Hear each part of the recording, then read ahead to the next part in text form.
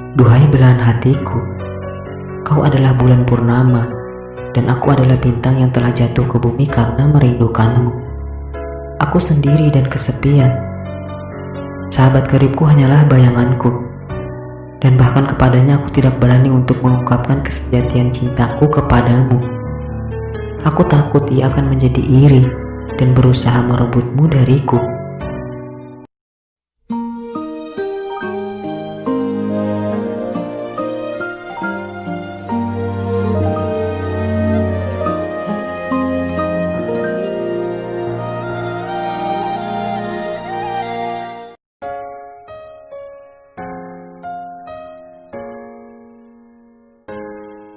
Setelah gagal mendapatkan Laila untuk anaknya, sang ayah memperoleh bantuan dari teman-teman Majnun. Mereka mendatangi Majnun dan mulai mempengaruhinya. Kenapa kamu hanya mengharapkan Laila? Ada banyak gadis lain di kabilahmu sendiri yang sama menariknya dengan Laila. Harum wanginya, cantik bagaikan melati, dengan bibir bagaikan kuntum mawar. Gadis-gadis cantik yang bahkan lebih menarik daripada gadis yang telah mencuri hatimu. Lupakanlah Laila, relakanlah ia. Majnun tahu bahwa teman-temannya bersungguh-sungguh, namun bicara memang gampang. Mereka tidak dapat membayangkan betapa dalam cintanya kepada Laila. Mereka tak pernah merasakan kepedihan, hingga tak akan dapat memahaminya. Bukannya memadamkan nyala api, kata-kata mereka justru makin mengipasinya. Dan pada saat mereka selesai menasihati Majnun, lautan api itu malah berkobar lebih dahsyat dari sebelumnya. Keputusasaan Majnun kini menjadi lebih dalam dari sebelumnya. Tidak ada kata-kata yang dapat menghiburnya. Tidak ada satupun dapat dilakukan untuk meredakan kepedihannya. Sebuah kepedihan yang membuat hari-harinya gelap dan mengubah dunianya menjadi malam tanpa akhir. Majnun menjadi orang yang terbuang dari negeri kebahagiaan dan menjadi seorang peratap abadi di negeri kepedihan. Akhirnya Majnun merasa bahwa ia tidak dapat lagi tinggal di tengah-tengah orang banyak. Ia kemudian pergi melarikan diri jauh ke tengah padang pasir, tanpa mengetahui kemana tujuannya atau apa yang dilakukannya, sambil berteriak, "La haula wala quwata illa billah." Tidak ada kekuatan selain kekuatan Tuhan. Terseok-seok menyusuri jalan setapak, pasrah hanya kepada belas kasih Tuhan. Bagi Majnun, baik dan buruk sudah tidak dapat lagi dibedakan. Baginya mana yang benar dan mana yang salah sudah tidak dapat lagi diketahui. Ia adalah seorang pencinta, dan cinta tidak mengenal aturan hukum. Ia berlari, air matanya mengalir di pipinya, bagaikan Laila, Laila keluar dari bibirnya. Ia tidak mempedulikan ejekan dan cemoohan orang-orang di jalan. Bahkan ia tidak melihat mereka atau mendengar teriakan dan celaan mereka. Namun anehnya orang-orang mulai mengikutinya, terpesona dan terhipnotis ketika ia mulai melantunkan syair-syair dan menyenandungkan kidung-kidung cinta. Pandangan orang-orang kepadanya mulai berubah, dan mereka mulai menaruh simpati kepadanya. Nyala api dalam hati Majnun telah dapat menghangatkan hati mereka. Dan ketika syair-syair yang lirih dan kidung-kidung yang indah mengalun di bibir Majnun, hati orang-orang yang mendengarnya bergetar, dan banyak di antara mereka yang ikut menangis bersamanya. Meskipun demikian, Majnun tidak menyadari semua itu.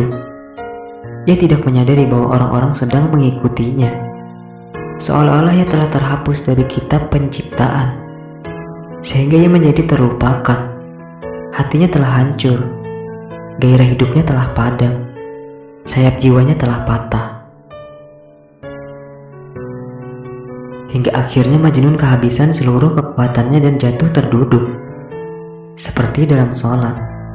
Dengan bibir yang kering ia berteriak, "Demi Tuhan, siapakah yang mampu mengobati penyakitku ini? Aku terkucil, yatim dan terbuang. Di manakah rumahku? Aku terpisah dari orang-orang yang kucintai. Namaku telah ternoda dan kehormatanku telah hancur. Seperti cangkir kristal yang terhempas di atas karang takdir. Hidupku dulu penuh dengan lagu-lagu bahagia. Kini yang dapat kudengar adalah suara hikmat genderang yang menabuhkan kidung perpisahan. Orang-orang sekitar mendengarkan dengan penuh kesangsian, bertanya-tanya apakah Majnun menyadari kehadiran mereka semua. Dan seperti ingin menghilangkan keraguan mereka, Majnun berpaling kepada mereka dan berkata, "Aku tidak berharap kalian mengerti perkataanku. Kalian tidak dapat membayangkan bagaimana beratnya penderitaanku. Maka tinggalkanlah aku. Biarkanlah aku pergi. Jangan coba untuk mencariku, karena pencarianmu akan sia-sia belaka. Bagaimana mungkin kalian dapat menemukanku sementara aku sendiri tersesat dalam diriku sendiri? Pergilah sekarang. Aku sudah tidak tahan lagi terhadap siksaan dan tekanan kalian. Tinggalkanlah aku sendiri bersama kesedihanku. Tidak perlu kalian menemaniku, karena aku berjalan sesuai kehendak hatiku."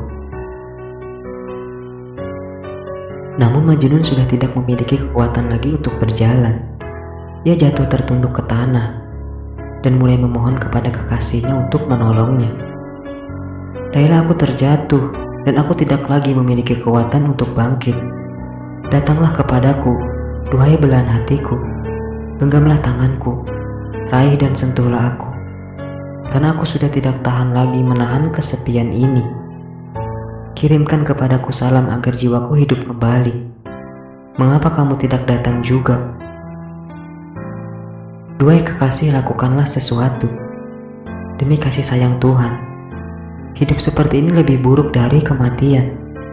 Datanglah dan akhiri siksaan ini sekarang juga. Tidak adil jika kau duduk dan diam saja di sana. Tidakkah kau kasihan kepadaku? Aku tidak meminta banyak, bahkan satu malam. Satu malam dari beribu malam sudah cukup bagiku. Selain cinta yang kumiliki untukmu, aku tidak memiliki apa-apa lagi. Semua hilang kupertaruhkan, dan aku telah kalah. Kumohon jangan kau tolak aku. Jika kau marah padaku, padamkan amarahmu dengan air mataku. Duhai belahan hatiku, kau adalah bulan purnama, dan aku adalah bintang yang telah jatuh ke bumi karena merindukanmu. Aku sendiri dan kesepian. Sahabat karibku hanyalah bayanganku, dan bahkan kepadanya aku tidak berani untuk mengungkapkan kesejatian cintaku kepadamu. Aku takut ia akan menjadi iri dan berusaha merebutmu dariku. Aku adalah laki yang sekarat, kehausan memimpikan air yang sejuk dan jernih. Namun ketika terbangun hanyalah pasir. Tapi apa arti itu semua? Apapun yang terjadi padaku, tak ada satupun yang dapat menghapus cinta yang kurasakan dari hatiku untukmu. Ia adalah sebuah misteri, sebuah tanda tanya, sebuah gembok tanpa kunci. Cintaku untukmu adalah bagian dari hidupku. Ia mengalir dalam urat nadiku, bersama dengan air susu dari dada ibuku. Dan ia akan lenyap dariku hanya bila jiwaku telah meninggalkan tubuhku. Begitu suaranya habis, kaki Majnun mulai goyah. Ia lalu terjatuh ke tanah. Mereka yang sedang mendengarkannya segera maju menolong. Dengan hati-hati mereka menggotong tubuh Majnun.